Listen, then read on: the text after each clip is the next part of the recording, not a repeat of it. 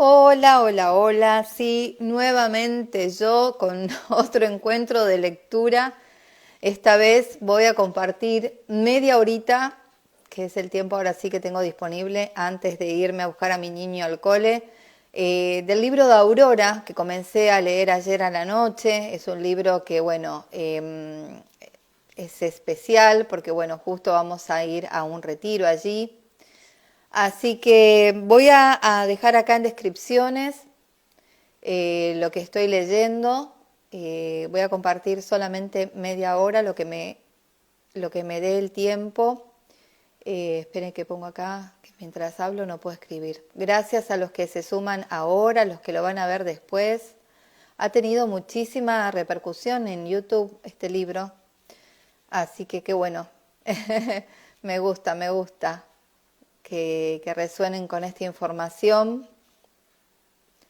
Es un maravilloso libro de Trigueriño, hay mucha información de Trigueriño en YouTube para que quieran, para quien quiera seguir avanzando, ¿no? En este conocimiento. Esperen porque me hago la canchera de escribir mientras hablo y tardo más, me parece. Ahí está. Ahí dejo el título de lo que voy a leer. Como les decía, pido disculpas si tardo un poquito porque lo tengo desde el otro celu, lo tengo re chiquito en imagen, no me lo puedo compartir a la compu, no sé por qué motivo, pero bueno, hacemos lo mejor que podemos. Bueno, muchas gracias a los que se conectan ahora de nuevo, a los que lo van a ver luego. Vamos. El título es Una explosión misteriosa. Estancia La Aurora, 3 de marzo de 1976. 1:50 de la mañana. Luna menguante, noche serena. Inesperadamente, una gran explosión. Fue tan fuerte que sacudió la casa y los alrededores, haciendo temblar los vidrios de las ventanas y dejando desorientados a los animales. Enseguida, un silencio profundo. Al amanecer, el encargado de alimentar a las aves del parque encontró uno de los ombúes, árbol frondoso típico del Uruguay, semidestruido y parcialmente desaparecido. En la base, dentro del tronco, que hasta entonces fuera macizo, se había hecho una abertura de aproximadamente 20 metros de profundidad, descendiendo en vertical hacia áreas subterráneas. Parecía que nada más estaba ocurriendo, hasta que se percibió que los animales que se acercaban a ese pozo, recién cavado dentro del árbol, se momificaban. Mirando a través de la abertura, se veía en el fondo restos de aquellos seres pequeños, cuya esencia vital había sido trasladada hacia otros planos de vida, dejando allí deshidratados los cuerpos físicos. Con los hombres que se aproximaban al viejo ombú se producía un fenómeno diferente. Algunos eran curados de males físicos y otros eran revitalizados. También pasaban por transformaciones en el nivel psicológico. Esos hechos son frecuentes, aún hoy, principalmente cuando hay humedad en el ambiente. No obstante, hay personas que llegan cerca del ombú y no sienten nada, ni pasan por ningún cambio. Después de 1977, más de una vez la granja llamó la atención de estudiosos, a pesar de que durante un año sus moradores procuraron mantener silencio sobre el hecho ocurrido allí. Entre los investigadores se encontraban técnicos de la NASA y militares locales que se interesaban especialmente por la seguridad de los alrededores. Usando aparatos de gran sensibilidad, descubrieron que en las capas subterráneas de aquella área había algo parecido a una poderosa esfera de metal, cuya función desconocían. Quisieron excavar el suelo con la finalidad de encontrarla, pero el propietario no lo permitió. Hasta el día de hoy su presencia, su temperamento humano especial consiguieron preservar no solo el área del ombú, sino también la estancia entera. de los malos tratos que normalmente se penetran a un ambiente cuando está expuesto a indagaciones y a la satisfacción de curiosidades. En realidad, ese propietario, ese guardián, incluso antes de llegar físicamente al lugar, percibimos que él representa algo que está más allá de las apariencias tridimensionales. Sobre aspectos superficiales de los hechos allí ocurridos, él llega a hablar no solo con los que se aproximan, llevados por la curiosidad, sino también con los estudiosos. Aunque su intención sea la de mantenerse lo más reservado posible, las circunstancias lo llevan casi siempre a tener contacto con los que llegan al lugar. Cambia con ellos palabras siempre cometidas imparcialmente y, por lo que observamos, adecuadas para cada caso. No dice ni una palabra de más. Tal vez profiera algunas de menos, por prudencia, cualidad que no le falta. Conoce la ley del silencio a la cual nos hemos referido. Ese guardián percibe internamente quién va hasta allá en nombre de la paz y quién va llevado por la curiosidad humana o por las fuerzas negativas congéneres. Con estos últimos, él es parsimonioso en el hablar y algunas veces llega a ser duro, llamándoles la atención sobre los puntos que deberían transformar en sí mismos. En ciertos casos, ante características humanas que solo pueden ser regeneradas a largo plazo, el guardián se muestra incluso destructivo. Sus actitudes tienen efecto fuertemente positivo, pues antes de que se inicie la construcción del mundo nuevo, urge destruir al viejo, que invariablemente tiende a perpetuarse y a constituir un obstáculo.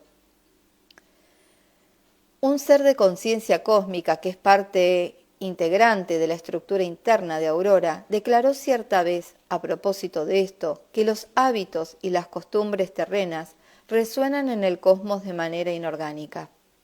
Agregó que el hombre necesitaría no confundir las necesidades del trabajo cotidiano, ordenado e inspirado, con trivialidades de la vida común.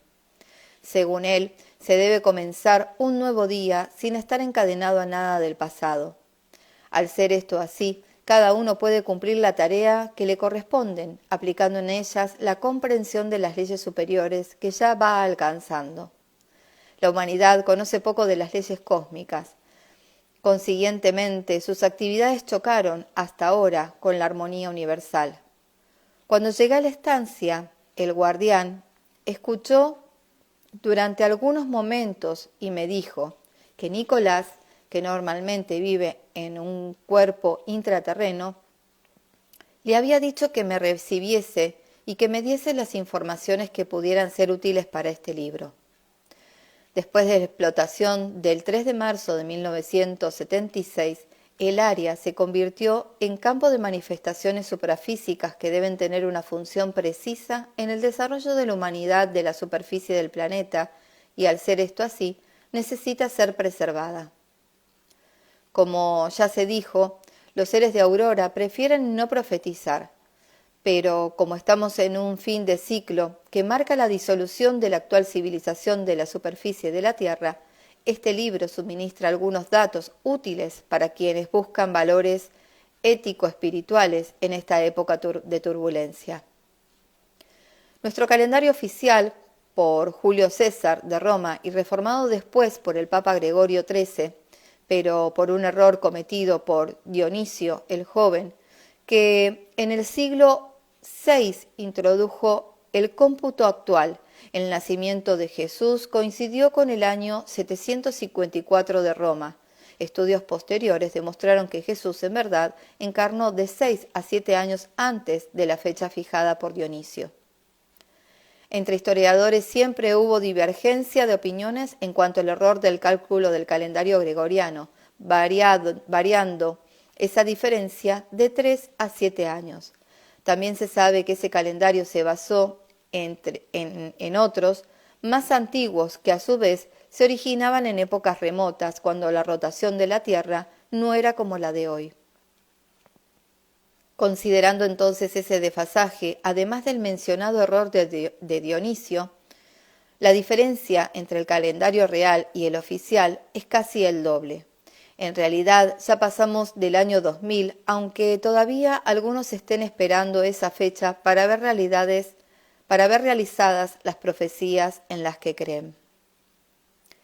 Es imposible que haya concordancia entre los historiadores porque hasta ahora las civilizaciones que poblaron el planeta se fueron sucediendo y se perdieron las cifras exactas del tiempo de duración de cada una. A medida que la rotación y la traslación se iban alternando y habrá alteraciones aún mayores, se tornó cada vez más imposible calcular correctamente los registros de los calendarios. Tanto la mente como procesos normales de indagación resultan insuficientes para la tarea. Lo que presentan los estudiosos a este respecto depende del nivel o del subnivel de conciencia en el que se encuentran. Cada dimensión tiene varios subplanos que posibilitan diferentes visiones de la realidad. Esta afirmación invita al lector a evitar discusiones, no solo cuando se trata de cálculos basados en datos producidos por la ciencia materialista, sino, sobre todo, de los provenientes de la ciencia espiritualista. Comparando las diferentes fuentes de información espiritual, que se ve que las afirmaciones varían, a veces según el grado de conciencia de los clarividentes iniciados o estudiantes que la captaron, pero que, aun siendo antagónicas, sirven a los diversos niveles de conciencia de los que buscan la enseñanza. Por lo tanto, todo puede ser útil mientras no sea considerado la verdad última. En la conciencia, cada nueva abertura lleva a un punto de desarrollo más avanzado, así el aprendizaje es infinito. Cuando se anhela tener un punto de vista elevado acerca de la vida, se debe aprender a no contar los días ni a percibir el paso de los años, pues son datos circunstanciales que no constituyen ninguna diferencia para quienes se hayan entregados al servicio. Según uno de los seres de Aurora, uno debe aprender a sentirse al margen de estas trivialidades, sin que cuente nada más que la adhesión en espíritu al mundo de la belleza. Dice el libro de la sabiduría de la Biblia que cuando el agua inundó la tierra, una vez más, la salvación vino de la sabiduría. Siempre fue así. Por lo tanto, busquemos atenernos más a la esencia de la realidad que a los acontecimientos externos y efímeros, aunque estos últimos también pueden traer lecciones para quienes saben ver y oír. Según el conocimiento interno de algunos adeptos de la verdad, el dolor que la naturaleza terrestre sintió tras la explosión de la primera bomba atómica afectó a todos sus reinos. Con ello, el logos planetario entró en la gran crisis que, con el tiempo, lo llevará a una iniciación superior. Ese dolor trajo al mundo precipitaciones kármicas y un clima especial de tensión. Al mismo tiempo, una gran estrella comenzó a enfocar su energía sobre las naciones de la Tierra a través de un determinado planeta del sistema solar. Al encontrarla impura, su influencia acarreó la apariencia de gran número de dictadores y desarrolló aún más el poderío militar entonces ya existente. Además de ello, trajo la descendencia de los sistemas religiosos organizados y la aparición de sectas, de grupos exóticos y de sociedades secretas completamente desprovistos de contacto con el mundo superior. Provocó el retorno de técnicas ya superadas para el autoconocimiento y para la meditación oculta, técnicas que hasta ahora llegaban a comercializarse. Todo ello ocurrió debido a que el hombre no ha sido aún capaz de trascender hechos tridimensionales. Así, la cura se convirtió en una necesidad fundamental, aunque es necesario comprender aunque es necesario comprender en qué nivel debe actuar. No clames por cura, por longevidad, por prosperidad, dijo Vivekananda. Clama por libertad. Rogar por una cura corporal sin buscar comprender la causa del desequilibrio que generó su necesidad es ante todo insensato. Jesús dijo que antes que todo lo demás deberíamos buscar el agua de vida. ¿Sabríamos hoy comprender sus palabras? Como centro intraterreno, Aurora es el amanecer de un nuevo día para el planeta.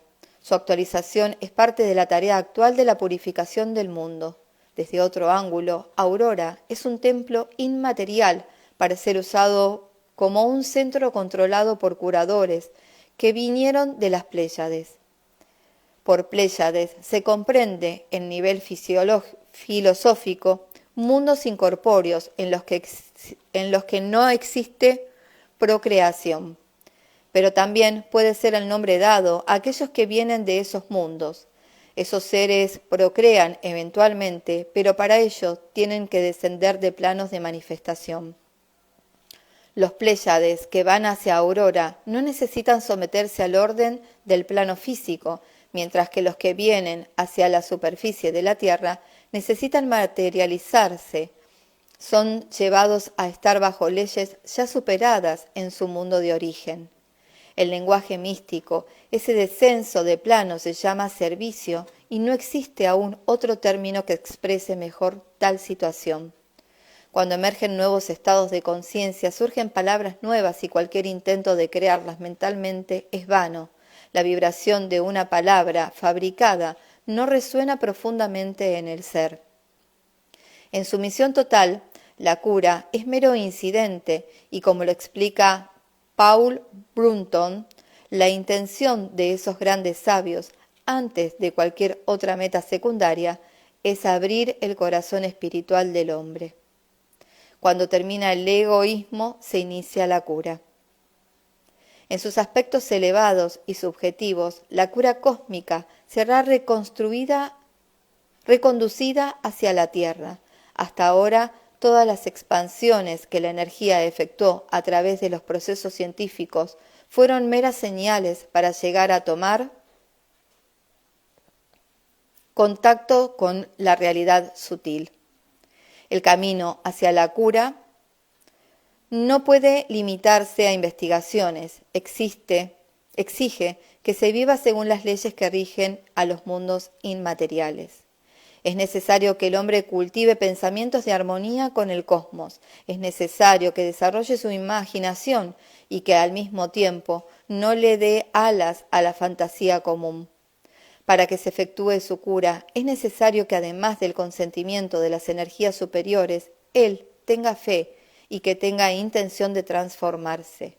En eso está sintetizada la conciencia de los curadores cósmicos y el mensaje básico de Aurora.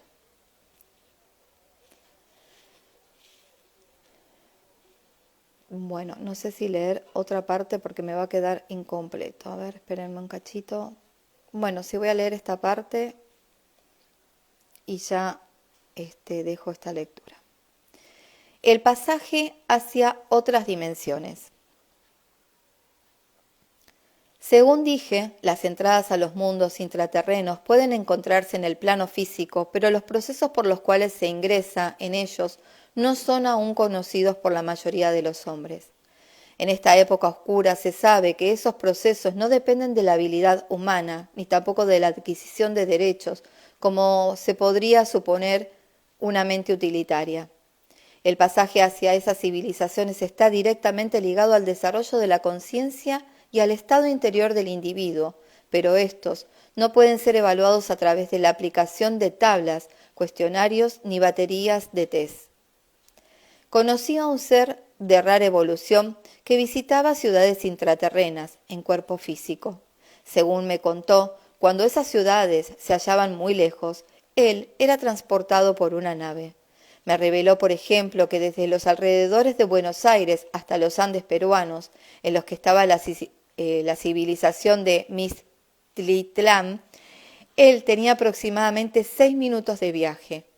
Un representante de Aurora, que en este momento se haya encarnado, me dijo también que fue transportado varias veces hacia el mundo intraterreno. En su caso, experimentaba una especie de ascensión para encontrarse enseguida en cuerpo físico en Aurora. A fin de no crear dificultades con la familia humana, construyó una pequeña casa a unos 100 metros de su residencia terrena y allí se retiraba solitariamente. Así, su ausencia física no era extrañada porque, a todos los efectos, él se hallaba en aquella casita, en retiro o en estados especiales, o en trabajos especiales. Después de esa etapa, él evolucionó y hoy no necesita más la casita para hacer sus contactos internos y externos con el mundo intraterreno. Los que tienen experiencias como esas cambian completamente en sus puntos de vista. Después de tener contacto directamente con la civilización de grado superior, las cosas de esta tierra pasan a tener otro sentido para ellos y los valores de aquí, otrora importantes, son redimensionados. No sé qué significa otrora. Bueno, otroras importantes son redimensionados. Ahora bien, aquella cavidad ya referida, dejada en la base del ombú, en la granja La Aurora, es justamente una de las bocas de entradas hacia la civilización intraterrena de Aurora. Una persona que había sido preparada para la experiencia de viajar hacia ese mundo secreto, se acostó en el interior de esa cavidad y tuvo enseguida la impresión de haberse adormecido. Lúcidamente se vio transportada con el cuerpo físico por largos túneles subterráneos. Cuando tomó conciencia de haber llegado a determinado lugar, vio que se encontraba en una civilización de la que comenzó a recibir ciertas enseñanzas. Tras absorber todo lo que tenía derecho a saber, percibió que era reconducido al punto de partida. Finalmente, ya al pie del árbol, despertó.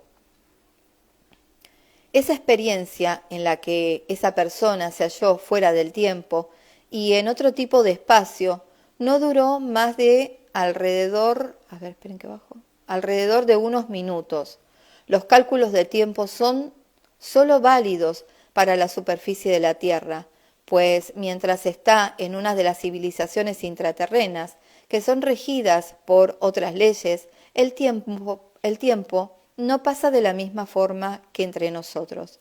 Algunos momentos terrestres pueden ser un mundo intraterreno, representar una eternidad, y lo que aquí consideramos un largo periodo puede vivirse allá en pocos momentos.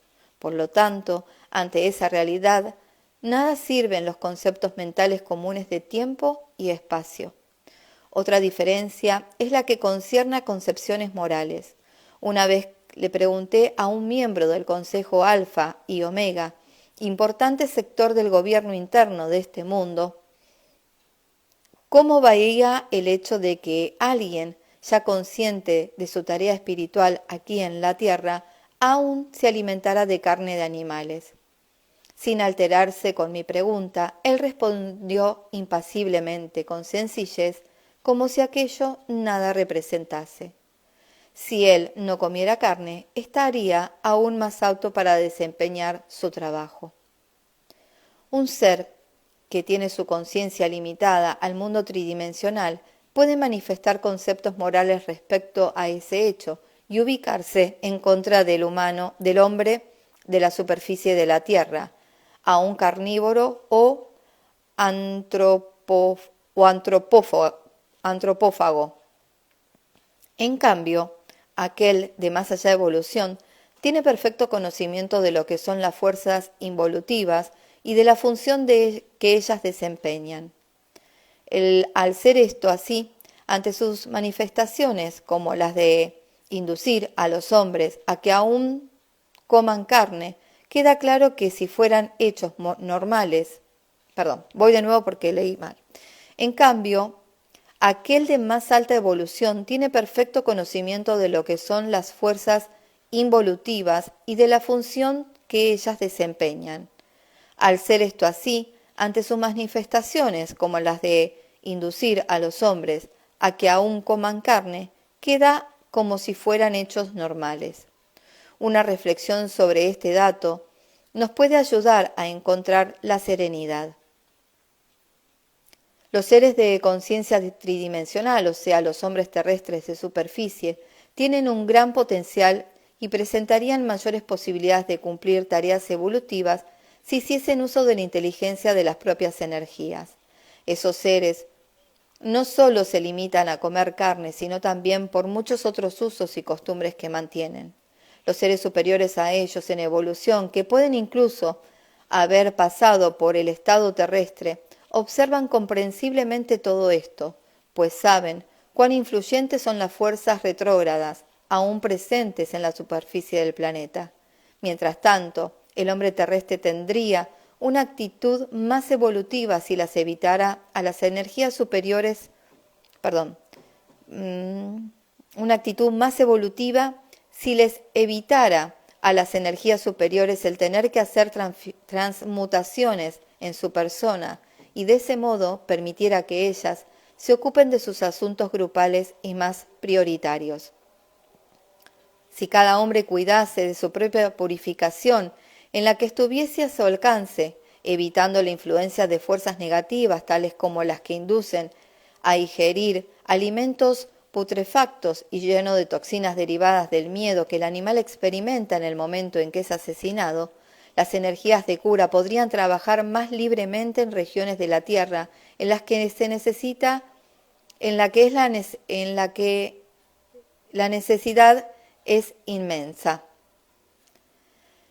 En las civilizaciones intraterrenas más evolucionadas no hay alimentación basada en productos animales y los cuerpos se proveen más de energía sutil que de los propios alimentos físicos.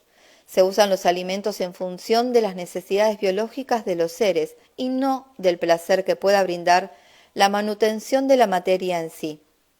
Ese es el comportamiento adoptado por todos, ya que entonces todos estamos en el mismo nivel de desarrollo evolutivo.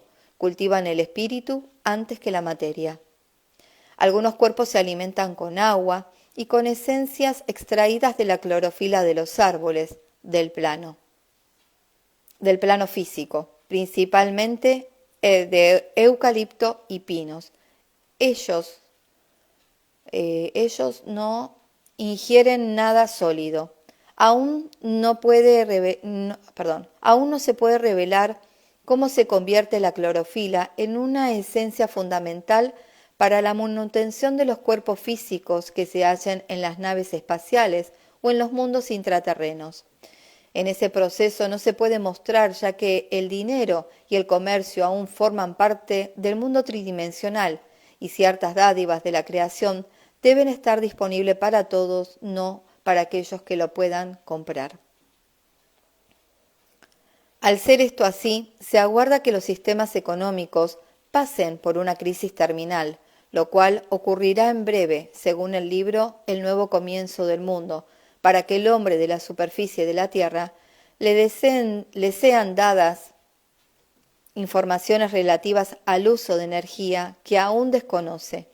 Nos estamos refiriendo incluso a la energía solar, a la energía de aurora llamada Bril.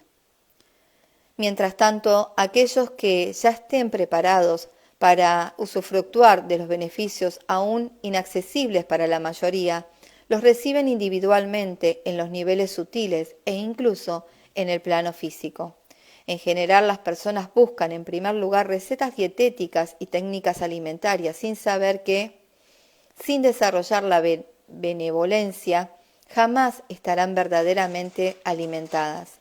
Cada uno de nosotros debe procurar percibir lo que en realidad está buscando, lo finito o lo infinito. Según sea la respuesta, podrán abrirse a muchas oportunidades. La narración siguiente demuestra cuánta ayuda se está dando a los terrestres individualmente en el nivel interno o subjetivo. La persona que pasó por esta experiencia, me dijo que la vivió en forma de sueño, habiendo ocurrido eso en una época en la que estaba involucrada con las fuerzas involutivas que sobre todo en los últimos siglos organizaron su embestida final sobre la Tierra. Como se sabe, la embestida llevó a la historia del planeta a un punto crítico, el de la confrontación de las fuerzas desintegradoras con las constructivas. En la época en la que tuve ese sueño, me dijo aquella persona, yo vivía en una ciudad en la que me involucré en actividades que nada tenían que ver con mi ser. Ellas me estaban llevando a una profunda confusión. Yo estaba en los últimos años de la adolescencia. En el sueño que tuve me encontraba en el plano astral de la Tierra, con otras personas que me parecían vinculadas con las mismas actividades a las que me venía dedicando. En aquel sitio, que no era físico, descendió, penetrando por el espacio, una nave extraterrestre, intraterrena, no sé bien, y de ella salieron algunos seres. Uno de ellos se dirigió a mí y con actitud firme y amorosa me transmitió, no con palabras, la comunicación de que había llegado el momento de salir de aquella ciudad. Vamos, me dijo con energía. Entonces entré con ellos en la nave, muy confiado y sin ninguna duda. No miré atrás. Después que ocurrió la experiencia de ese sueño, aquellas actividades que veía desarrollando en la vida común fueron como cerrándose, y me fui distanciando de todo y de todos los que componían mi círculo de relación. Meses después estaba viviendo en otra ciudad, en otro país, y había dejado los vínculos que antes me unían con aquellas actividades destructivas. Experiencias así, nítidas y reales, para quien pasa por ellas, están dando con frecuencia, pues las naves extraterrestres e intraterrenas están desarrollando trabajos de cooperación con los habitantes de la superficie. Cuando estos tienen apertura hacia contactos tan inusitados, incluso considerando que hubiese casos creados por una imaginación enferma, el número de las experiencias auténticas es grande.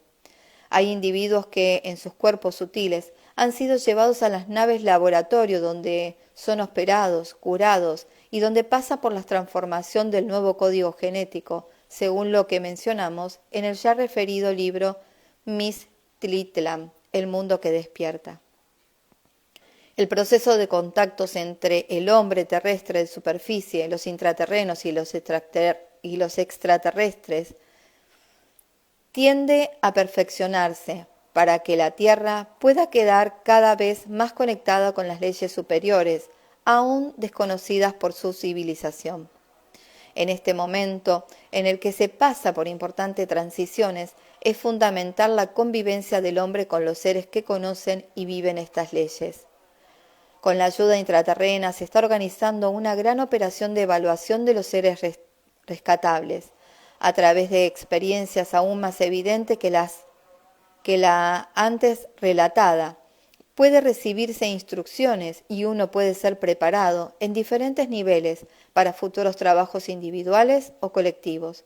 Sin embargo, para participar en estas actividades es necesario que en alguna encarnación anterior o en la presente el hombre terrestre haya desarrollado el propósito de servir altruistamente a la humanidad.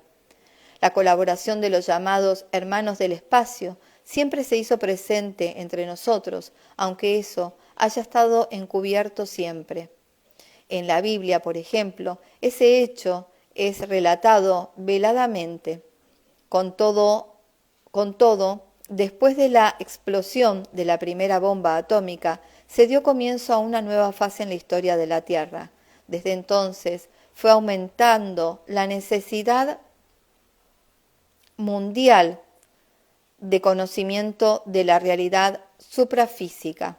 El servicio que prestan las naves espaciales se tornó con ello más explícito a fin de estimular al hombre en el camino de la colaboración y el amor universal. Amaj, la entidad que según el libro Mixtlitlán, Un mundo que despierta, es una jerarquía en aurora.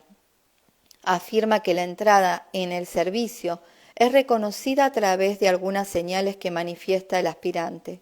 Según él, la primera señal es la renuncia al pasado, la segunda es la búsqueda y el encuentro con el ser interior dentro de sí mismo. La tercera es el rechazo del temor. La cuarta es la ausencia de condena. La quinta es la dedicación exclusiva al trabajo para el futuro de la raza.